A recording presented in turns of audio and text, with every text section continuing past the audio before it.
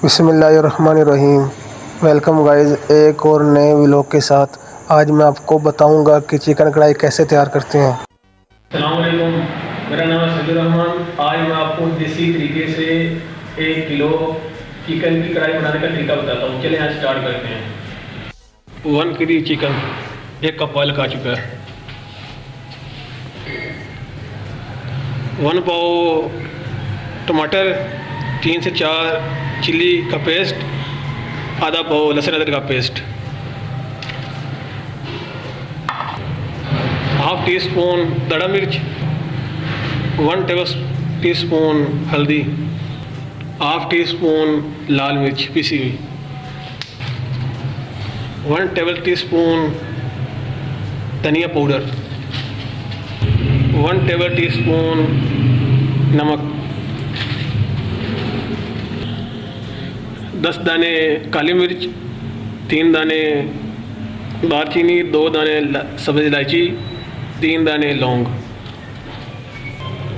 1 पाव दही,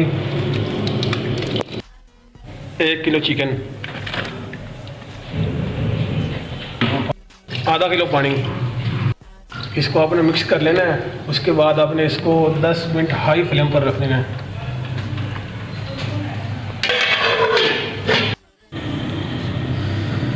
इसको 10 minute high flame पर रख देना है। ठीक है, हमारे 10 मिनट हो चुके हैं। अब हम इसको नीचे से चॉप करेंगे। अब इसकी जो फ्लेम है वो लो कर देंगे। उसके बाद इसके मसाले डालेंगे। हमारे जो है ना 15 मिनट हो चुके हैं। अब हम इसमें जो है ना फ्राई प्याज डालेंगे, हाफ कप, टेबल टीस्पून अचार गोश्त मसाला, हाफ टेबल टीस्पून खड़ा मसाला पिसा हुआ, 1 टेबल टीस्पून सफ़ेद ज़ीरा। वो मिक्स कर लेना है। और इसको जो है ना हर 5 मिनट के बाद आपने इसको नीचे से हिलाते रहना है। ऐसा ना हो कि ये नीचे से जल जाए। प्याज डालने के बाद ये नीचे से बैठ जाता है। इसको अब जो है ना 15 मिनट इसी तरह हर 5 मिनट के बाद हिलाते रहना है। उसके बाद इसको उतार लेना जब ये तीखा हो जाए, गाढ़ा हो जाए।